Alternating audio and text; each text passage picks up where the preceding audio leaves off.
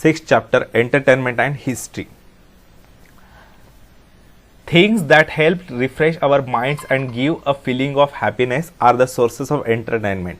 देखिए, मनोरंजन जिसे कहते हैं, जिन चीज़ों से हमारे मन को खुशी मिलती है, ठीक है, और हमारा मन रिफ्रेश होता है, उसे बोलते हैं entertainment. Various hobbies, games, drama, film, writing, reading etcetera are the sources of entertainment. देखिए, मनोरंजन करने के बहुत से तरीके होते हैं. जैसे अनेक छंद हो सकते हैं अपने, जैसे कॉइन कलेक्शन हो सकता है, या बुक रीडिंग हो सकता है, ठीक है, गेम्स खेलना हो सकता है, खेल खेलना अलग अलग, ठीक है, या फिर मूवीज देखना, नाटक देखना, ठीक है, ठीक है, फिर कविताएं लिखना, कविताएं पढ़ना, वो भी मनोरंजन का एक हिस्सा है. Why do we need entertainment? हमें मनोरंजन की आवश्यकता क्यों है? Healthy entertainment of excellent quality is essential for the healthy growth of one's personality.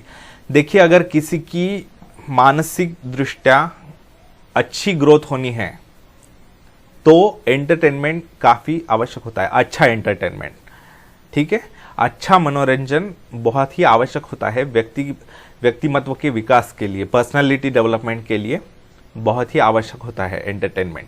Healthy entertainment. कोई भी फालतू चीज़ों में अगर आप एंटरटेनमेंट करते हो तो आपकी व्यक्तित्व भी वैसा ही फालतू हो जाएगा. इसलिए एंटरटेनमेंट के सोर्सेस चुनते समय ये बहुत ही कॉन्शियस रहना आवश्यक है कि हम किससे एंटरटेन हो रहे हैं.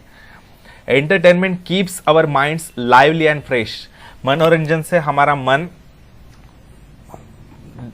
मतलब ताज़ा रहता है.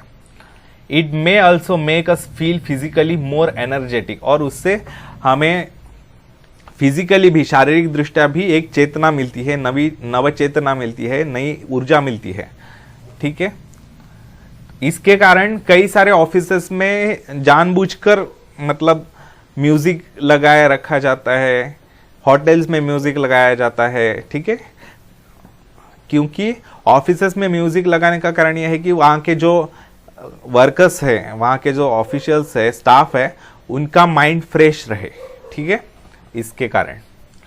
सो eventually our efficiency at work improves. देखिए, ये यहाँ पर बोला गया है.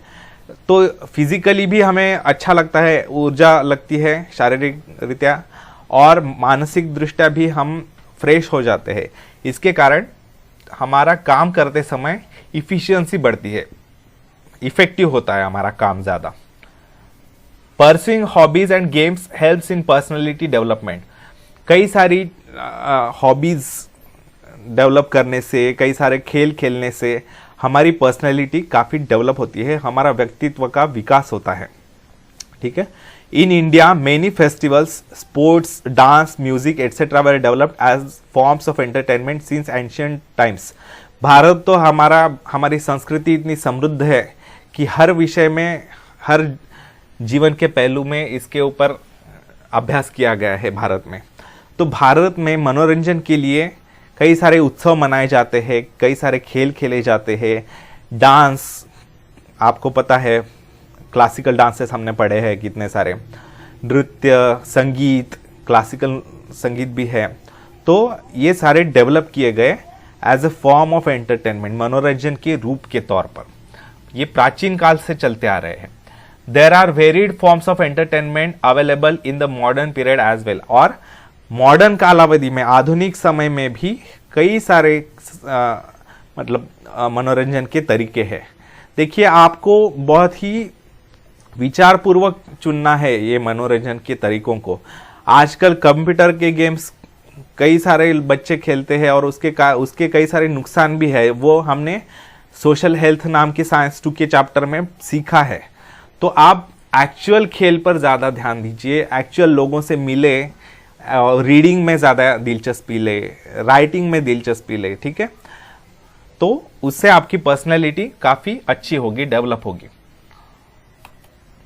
Entertainment can be classified into 2 categories, active and passive. देखिए, एंटरटेनमेंट, मनोरंजन 2 तरह का होता है, एक एक्टिव और दूसरा पैसिव.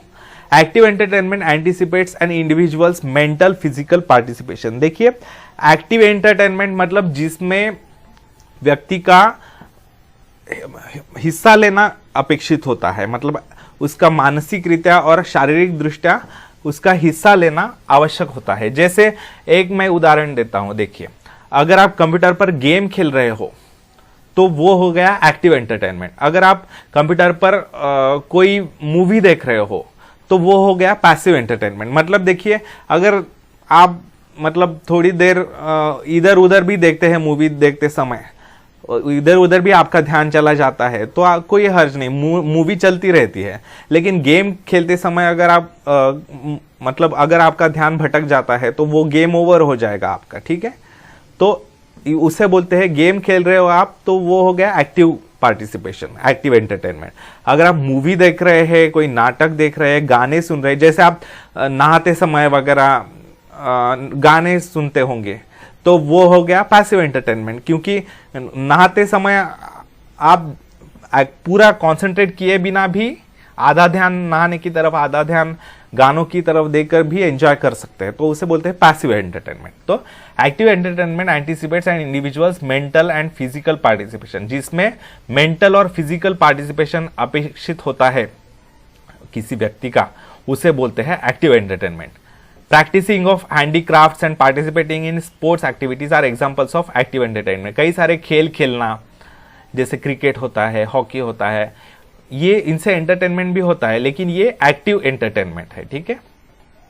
अच्छा, वॉचिंग अ स्पोर्ट्स मैच और लिसनिंग टू म्यूजिक और watching movie are examples of passive entertainment. Passive entertainment मतलब जिसमें एक्टिवली हिस्सा लेने की जरूरत नहीं होती, हमारा ध्यान इधर उधर भटके तो भी वो चलता रहता है। तो कैसा, जैसे संगीत सुनना, गाने सुनना, या फिर मूवी देखना, या फिर कोई स्पोर्ट्स की मैच देखना। अगर आप खेल रहे हैं तो वो एक्टिव हो जाएगा, अगर आप देख रहे हैं सिर्फ तो वो हो गया पैसिव।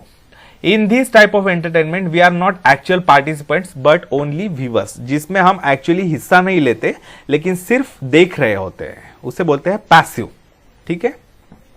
अच्छा, folk theatre, puppetry, wooden puppets, कठपुतली, आपने सुना होगा, पपेट्री मतलब कठपुतली, गुड्डे गुड़िया।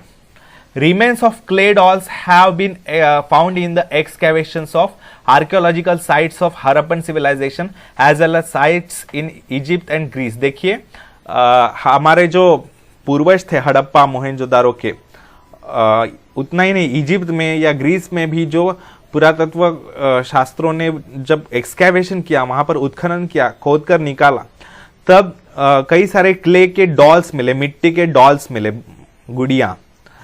तो इससे पता चलता है कि उस समय, इतने प्राचीन समय में भी एंटरटेनमेंट के लिए, मनोरंजन के लिए गुड्डे गुड़ियां बनाई जाती थी।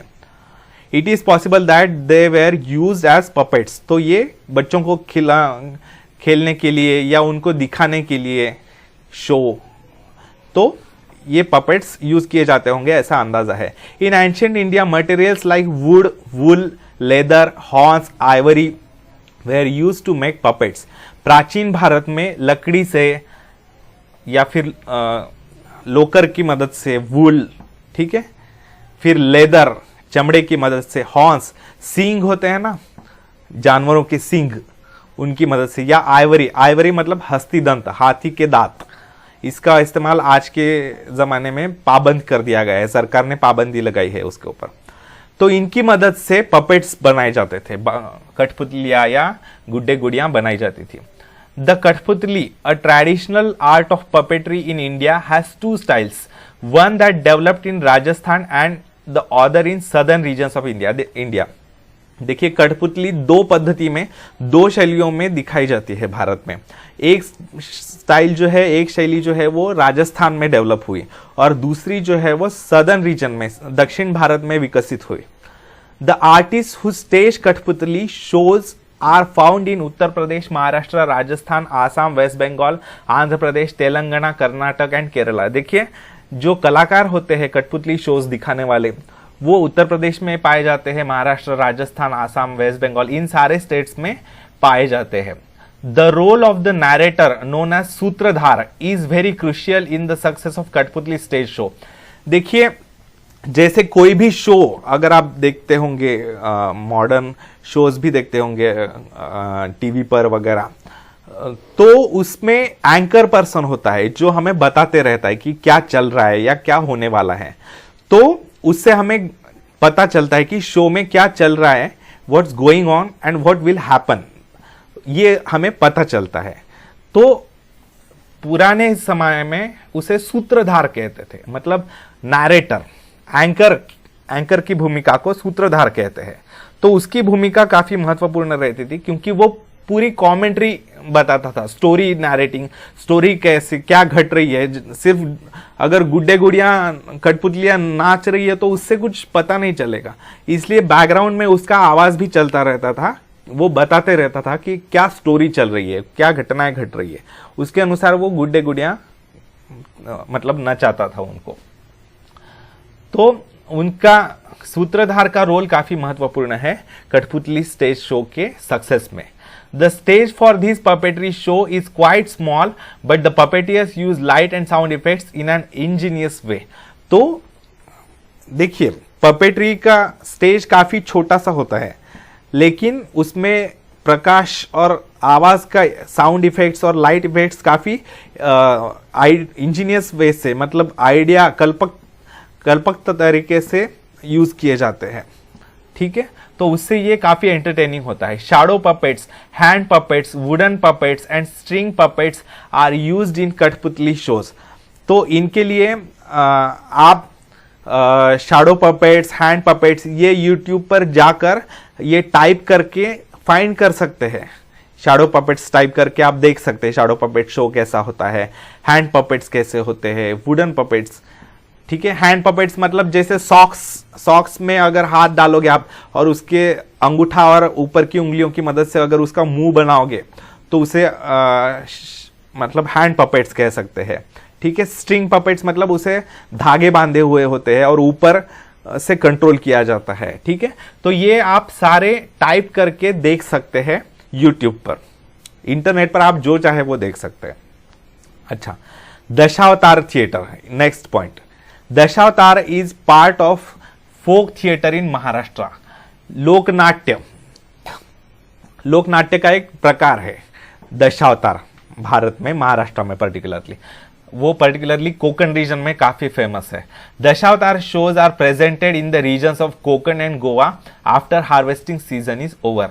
देखिए, हार्वेस्टिंग जब कंप्लीट की जाती है तब कोकण और गोवा रीजन में दशावतार के शोज भरते हैं काफी। The stories presented in these shows are based on the 10 incarnations of Vishnu. भगवान श्री विष्णु जी के 10 अवतार जो लिए गए, मतलब जो भगवान विष्णु के 10 अवतार जो है उनके ऊपर इनकी कहानियां आधारित होती है। तो इनके 10 मतलब 10 अवतार दशावतार, तो इसके आधार पर वो स्टोरीज बनाई जाती है। कौन से अवतार है भगवान श्री विष्णु के? नेमली मत्स्यावतार, मतलब जिसमें मछली का रूप लिया था भगवान श्री विष्णु जी ने। फिर कूर्मा अवतार, मतलब कछुए का रूप लिया था। फिर वराह अवतार, मतलब वाइल्ड बोर जिसे कहते हैं, मतलब बड़े बड़े दांतों वाला रानडुक्कर ज्याला म्हणतात मराठीत। फिर है नरसिंह अवतार, ये आपको पता होगा, नरसिंह आधा लॉयन और आधा इंसान। फिर है वामन अवतार, ड्वार्फ मैन, मतलब छोटा आदमी। फिर है परशुराम अवतार, मतलब एक्स मैन, जिसके पास कुल्हाड़ी होती है, वो परशुराम अवतार। फिर है राम अवतार, मतलब बो और एरो वाला अवतार भगवान विष्णु का। फिर कृष्णा अवतार, जिस अवतार में भगवत गीता बताई गई। फिर है बुद्धावतार, मतलब भगवान बुद्ध के अवतार। फिर है कल्कि अवतार, ये अवतार ऐसा माना जाता है कि कलयुग के अंत में आने वाला है, तो ये कल्कि अवतार अभी आने वाला है, आया नहीं है। तो ये दशावतार है, उसके ऊपर शोज कराए जाते हैं, नाटक। ठीक है, at the beginning of the show sutradhar the narrator invokes the lord Ganesha the destroyer of obstacles. तो हर शो शुरू करने से पहले जो सूत्रधार होता है, जो एंकर होता है, वो लॉर्ड भगवान गणेश की प्रार्थना करते हैं। सभी कलाकार, नाटक में जो पार्टिसिपेंट्स है, वो विघ्न विनाशक के तौर पर, मतलब जो भी संकट आएंगे उसको नाश करने के लिए लॉर्ड गणेश की पूजा की जाती है। The method of acting, makeup, costumes in Dashavatara shows is set by the tradition. तो ये पूरा पारंपरिक तरीके से मेकअप किया जाता है उनका, आर्टिस्ट का, कॉस्ट्यूम्स मतलब ड्रेस बनाए जाते हैं, ठीक है। तो पारंपरिक अनुसार देखिए ये दशावतार का चित्र है।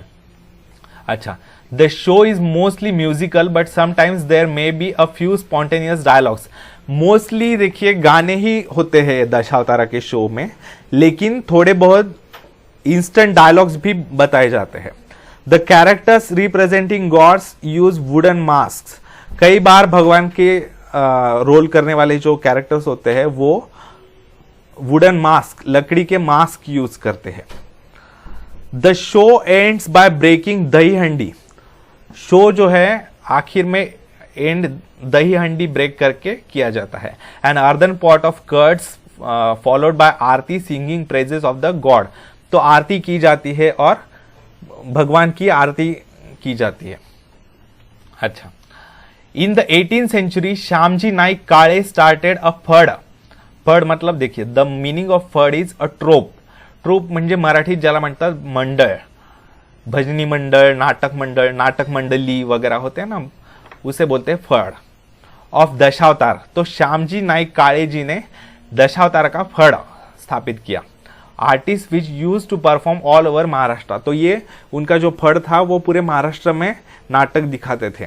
Vishnudas Bhave, the pioneer of Marathi theatre, stage mythological plays by introducing some modifications in the Dashavatara style.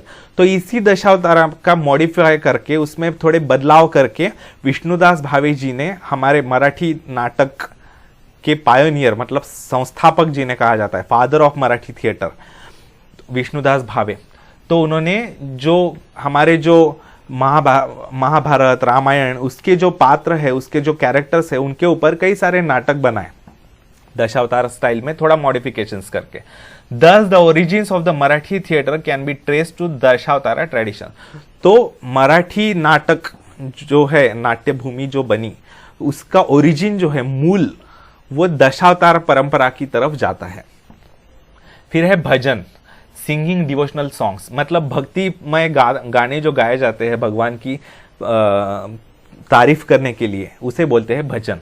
To sing songs in praise of God and chanting God's name accompanied by instruments like tal, that is cymbals, mridangam, pakhawaj is known as bhajan. देखिए भगवान की तारीफ में, भगवान की स्तुति में गाने गाए जाते हैं। किसकी मदद से? वाद्य क्या होते हैं? टाल, आपको पता है, मतलब वो बजाए जाते हैं।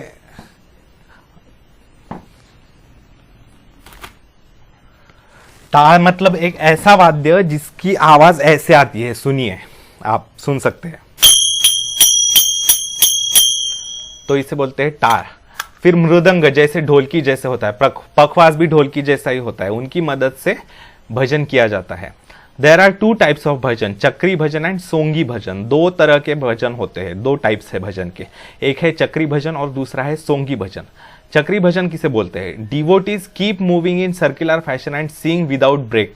चक्री भजन में एक सर्कल में मूव होते रहते हैं जो भक्तगण होते हैं वो, और विदाउट एनी ब्रेक रात दिन गाते ही रहते हैं वो चक्री भजन में। फिर है songi bhajan, the singer actors act as devotees and deliver dialogues in the form of devotional songs। तो जो गायक होते हैं और जो अभिनय करने वाले होते हैं, एक्टर्स जो होते हैं, वो भक्तगण के तौर पर दिखाए जाते हैं और डायलॉग्स वगैरह बीच में, मतलब गानों के बीच में एक्सप्लेन करने के लिए डायलॉग्स वगैरह होते हैं उनको। Tukdoji Maharaj introduce a new form of bhajan known as khanjiri bhajan. Tukdoji Maharaj ji ने एक नया टाइप डेवलप किया भजन का, जिसे बोलते हैं खंजीरी भजन। तो ये आप कीजिए, do this, listen to the bhajans compose by Sant Tulsidas, Surdas, Mirabai, Kabir and try to learn them with the help of your music teacher और सम ट्रेडिशनल सिंगर। तो आप ये भजन डाल सकते हैं यूट्यूब पर और आप सुन सकते हैं, आप काफी इंटरेस्टिंग है, आप जरूर कीजिए। In North India, the bhajans composed by Sant Tulsidas, the great poet Surdas, Sant Mirabai and Sant Kabir are very popular। तो इन सारे संतों के द्वारा जो भजन लिखे गए हैं वो काफी पॉपुलर है नॉर्थ इंडिया में। ठीक है, compositions of the Purandar Das, Kanak Das, Vijay Das, Bodhendra Guruswami, Tyagaraja etcetera are sung in Karnataka. तो ये कर्नाटक के भजनीकार है, इनके भजन मतलब सुने गाए जाते हैं कर्नाटक में। In Gujarat Sant Narsinh Mehta gave momentum to the bhakti movement. In Maharashtra Sant Namdev supported the tradition of bhajan kirtan through the tradition of Warkari sect. तो इसमें महाराष्ट्र में संत नामदेव ने ये बहुत सपोर्ट किया भजन कीर्तन को। ठीक है, वारकरी संप्रदाय के लिए। ठीक है, तो तमिलनाडु में भी अलवर्स कहते हैं, जो भजन लिखते हैं अलवर्स कहते हैं उनको। तो तमिल भजन भी काफी फेमस है। आपने एक गाना सुना होगा, चेन्नई एक्सप्रेस में है वो, बन के तितली दिल उड़ा उड़ा उड़ा, दीपिका पादुकोण और शाहरुख खान पर शूट किया हुआ।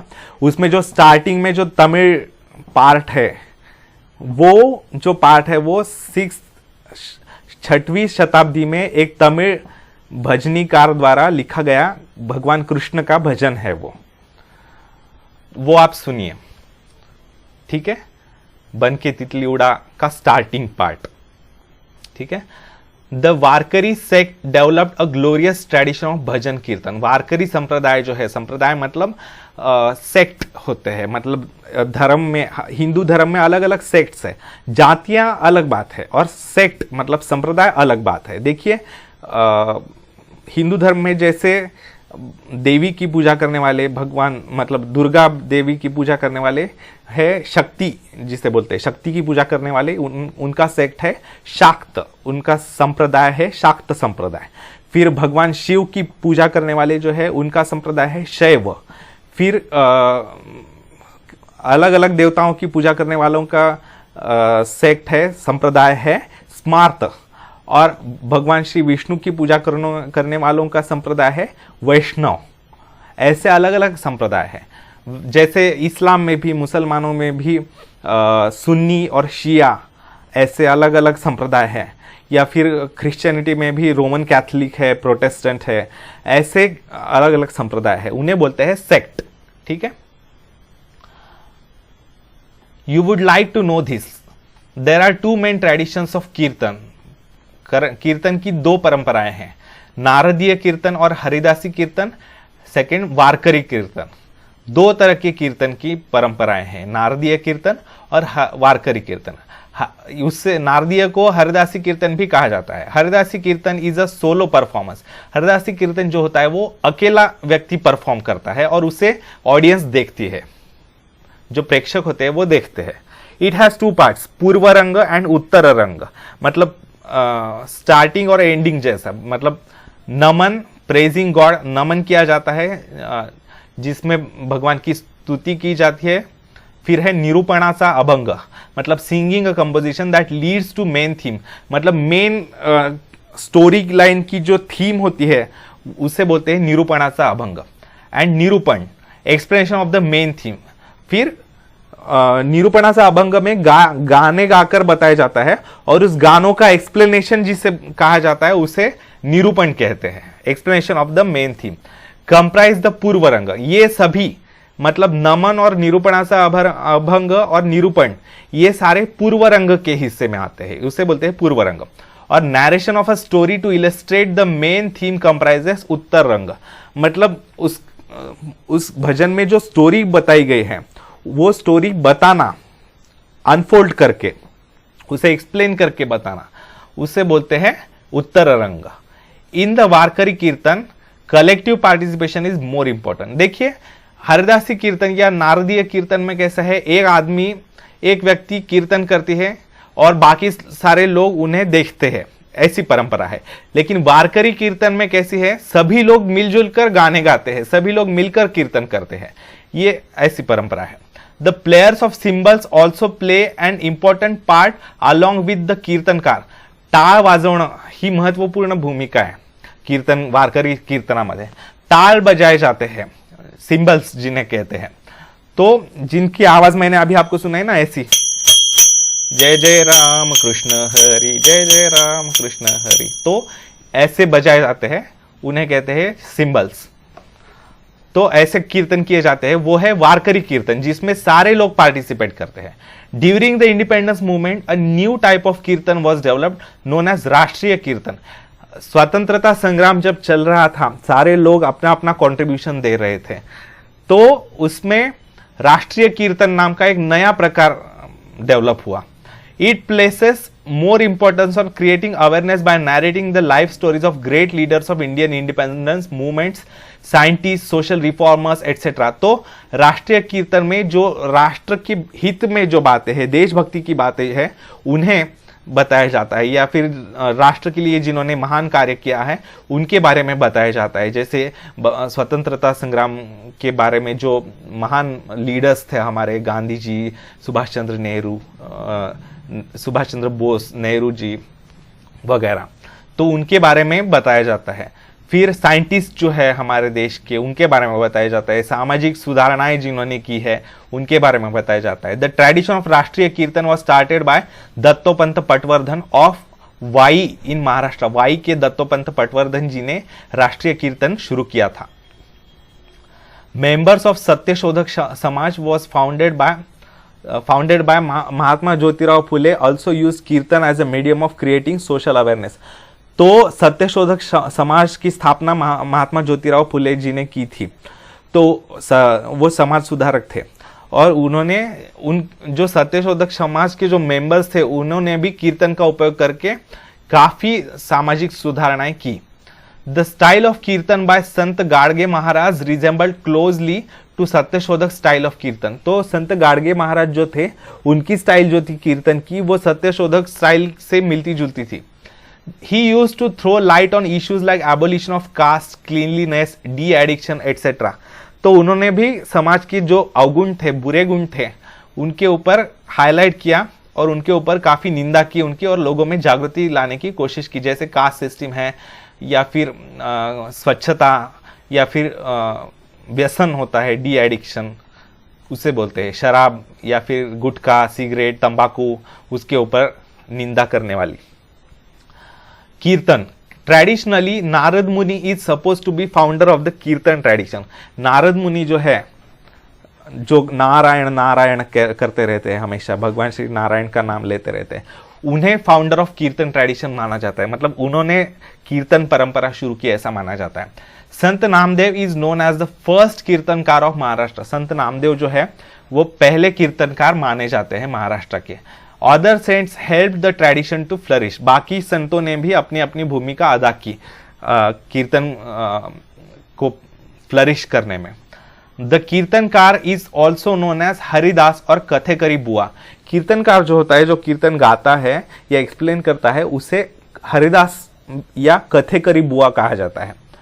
He has to dress in traditional way। वो अपनी पारंपरिक तरीके से वेशभूषा करते हैं। He needs to train himself in oratory, singing, musical instruments, dance and humor। तो इंदुरीकर महाराज आपको पता होंगे, उनका भी कीर्तन काफी फेमस है। तो उनको भी ट्रेडिशनल तरीके से ड्रेस करना पड़ता है, धोती पहननी पड़ती है, व्हाइट कलर का कुर्ता पहनना पड़ता है, फिर उन्हें कई सारे जोक्स आने चाहिए, सिंगिंग आनी चाहिए, ठीक है, लोगों को एंटरटेन करना चाहिए, ठीक है, मतलब लोग बोर नहीं होने चाहिए। देखिए, सामाजिक सुधारणा करने वाले उपदेश अगर आप ऐसे ही बताते रहोगे तो लोग बोर हो जाएंगे और कोई आएगा नहीं।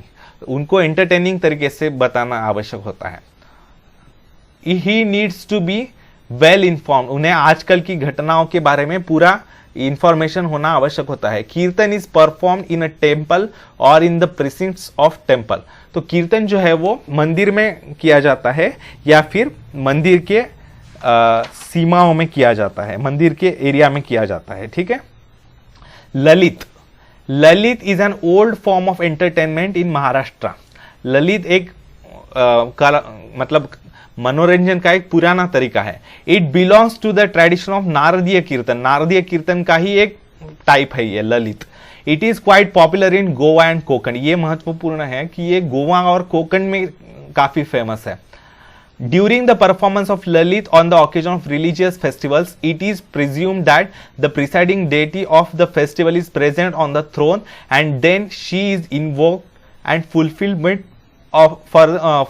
of desire. देखिए क्या होता है कि ललित के दौरान क्या किया जाता है, कोई उत्सव जब होता है जैसे गणेश चतुर्थी या फिर नवरात्रि, उसके दौरान एक मतलब गणेश चतुर्थी के दौरान गणेश जी की मूर्ति को बिठाया जाता है सिंहासन पर, और फिर उनको प्रार्थना की जाती है और अपनी इच्छा पूरी करने के लिए, गांव की भलाई के लिए उनकी प्रार्थना की जाती है, उसे बोलते हैं ललित.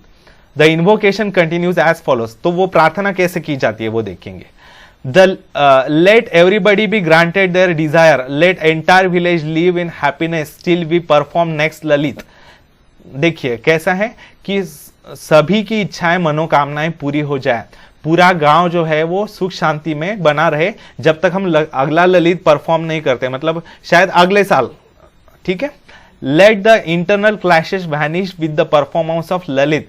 जो आपसी झगड़े हैं जो लोगों के बीच में है, गांव में जो किसी के आपस में झगड़े हैं, तो वो खत्म हो जाए इस ललित के साथ. Let nobody's mind be spoiled with prejudice. किसी का भी मन जो है वो दूषित ना हो बुरे विचारों से.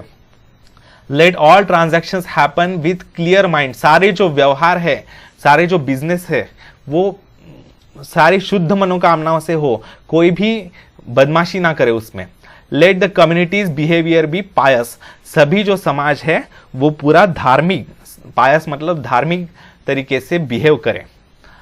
The Lalit is performed in theatrical style. नाटकीय शैली में ललित परफॉर्म किया जाता है. Stories of Krishna, Rama and great devotees are presented during the performance. तो भगवान श्री कृष्ण, भगवान श्री राम और अलग अलग भक्तों के भी कहानियां बताई जाती है. A few text of Lalit are available in Hindi as well. तो ललित के कुछ जो साहित्य है वो हिंदी में भी उपलब्ध है. Lalit forms a part of backdrop of modern Marathi theatre. तो ललित एक मॉडर्न मराठी थिएटर नाटक का एक प्रकार है. Bharud. Bharud can be described as a metaphorical song that has spiritual and ethical lessons. Bharud मतलब गाने होते हैं जिसमें मेटाफर होता है, मतलब रूपकात्मक बताया जाता है. रूपक अलंकार, मेटाफर आपको पता होगा, लैंग्वेज इंग्लिश में या मराठी में आपने सीखा होगा. तो उस अलंकार की मदद से लेसन्स सिखाए जाते हैं, धार्मिक या स्पिरिचुअल, ठीक है, आध्यात्मिक. Bharud is comparable to the style of road show. Bharud road पर किया जाता है, मतलब ऐसा कंपेयर कर सकते हैं रोड शो के. भारूड्स composed by Sant Eknath are popular in Maharashtra because of its wide range of subjects, dramatic quality, easy rhythm and humour. तो संत एकनाथ द्वारा जो बनाए गए हैं भारूड, उनकी रेंज काफी ज्यादा है, अलग अलग विषयों पर उन्होंने बनाया है. उनकी क्वालिटी भी बहुत अच्छी है, उनका रिदम मतलब ठेका भी बहुत अच्छा है, ताल, उनमें विनोद भी है, ठीक है, कॉमेडी. तो उसके कारण संत एकनाथ जी के भारूड काफी फेमस है. Sant Eknath compose bharuds with a purpose of educating people on various aspects of life. तो संत एकनाथ जी ने लोगों को अलग अलग पहलुओं पर शिक्षा देने के लिए अलग अलग भारूड रचाए थे. Tamasha. Tamasha is a Persian word, it means pleasing sight. Tamasha एक फारसी भाषा का शब्द है, इसका अर्थ है प्लीजिंग साइट, अच्छा दृश्य, मनपसंद दृश्य. Tamasha developed as an independent art form in the 18th century by absorbing various trades of folk theatre and classical arts. तो तमाशा जो है 18वीं शताब्दी के अंत में शुरू हुआ, अलग अलग कलाओं का मिश्रण करके, जैसे नाट्य कला और क्लासिकल आर्ट्स, डांस कला, म्यूजिक, वो सब मिक्स करके तमाशा डेवलप हुआ. There are 2 types of traditional tamasha, Sangeet Bari and ढोलकीचा फड. 2 तरह के तमाशा होते हैं, संगीत बारी और Dholkicha Phad. Dance and music are more important than drama in Sangeet Bari. तो संगीत बारी में जो है वो नाचना गाना वो ज्यादा इंपॉर्टेंट होता है उसमें, नाटक के कंपैरिजन में. Tamasha with drama as the main part was developed later. लेकिन तमाशा उसमें नाटक इन्वॉल्व करके बाद में मतलब डेवलप किया गया. इट इंक्लूडेड वग, द ड्रामेटिक पार्ट, वग नाट्य जिसे कहते हैं, वग मतलब जिसमें डायलॉग्स वगैरह होते हैं वो पार्ट, लिटिल लेटर, तो वो बाद में डेवलप किया गया।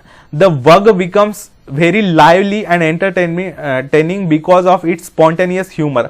तो वग नाट्य में काफी एंटरटेनिंग होता है वो, क्योंकि उसमें इंस्टेंट क्या कहते हैं उसे, ह्यूमर होता है, कॉमेडी होता है, जोक्स किए जाते हैं, लोगों को हंसाया जाता है, ठीक है।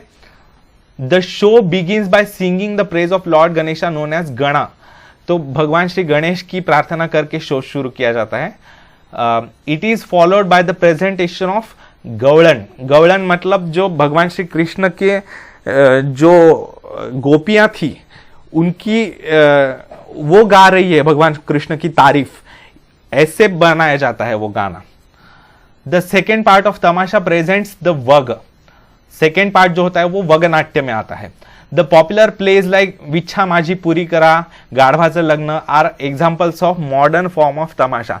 तो ये मॉडर्न फॉर्म्स ऑफ तमाशा है। विच्छा माझी पुरी करा मतलब मेरी विश पूरी कर दीजिए, इच्छा। फिर है Gadhavacha Lagna, marriage of donkey, ये कॉमेडी है। अच्छा, powada. Powada is a dramatic narration by alternatingly reciting poetry and progenic extracts. देखिए पोवाड़ा मतलब जो शिवाजी महाराज के तारीफ में वगैरह जोश भरे गाने गाए जाते हैं पूरे ऊंची आवाज में, ऊंचे स्वर में, तो उन्हें कहते हैं पोवाड़ा। तो जोशीले स्वर में गाए जाते हैं, ठीक है। तो उसमें अल्टरनेटली पोएट्री होती है, कविता होती है, और बाद में डायलॉग्स होते हैं नाट्यमय तरीके से।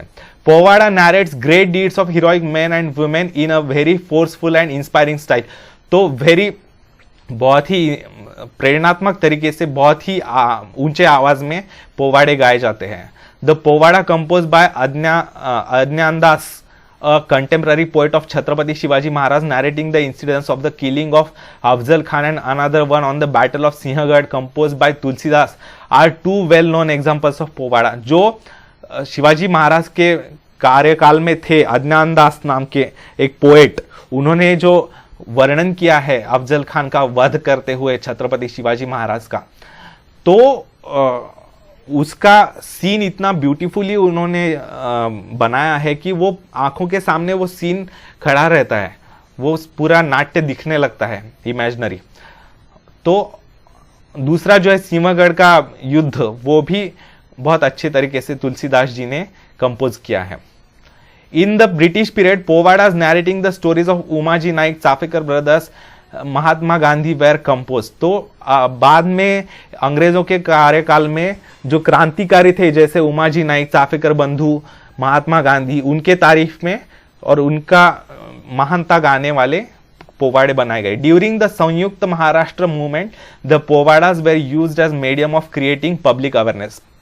संयुक्त महाराष्ट्र मूवमेंट मतलब देखिए, जब देश को स्वतंत्रता मिली तब बाद में अलग अलग लैंग्वेजेस के लोगों ने अपना अपना स्टेट बनाने की मांग की। जैसे तेलुगु भाषिकों ने आंध्र प्रदेश बनाने की मांग की, गुजराती भाषिकों ने गुजरात बनाने की मांग की, वैसे ही महाराष्ट्र बनाने की मांग मराठी भाषिकों ने की थी। तो उसे बोलते हैं संयुक्त महाराष्ट्र मूवमेंट। तो उनकी मांग थी कि मुंबई, कोकण, विदर्भ, मराठवाड़ा, खानदेश जो है नॉर्थ महाराष्ट्र, पश्चिम महाराष्ट्र जिसमें पुणे, सातारा वगैरह आते हैं, सोलापुर, वो सारा इलाका मिलकर एक स्टेट बनाया जाए जिसका नाम महाराष्ट्र हो, तो उसे बोलते हैं संयुक्त महाराष्ट्र मूवमेंट। ठीक है, तो उसके लिए भी पोवाड़े बनाए गए थे पब्लिक अवेयरनेस के लिए। ठीक है, तो ठीक है दोस्तों, इस वीडियो में यहीं तक।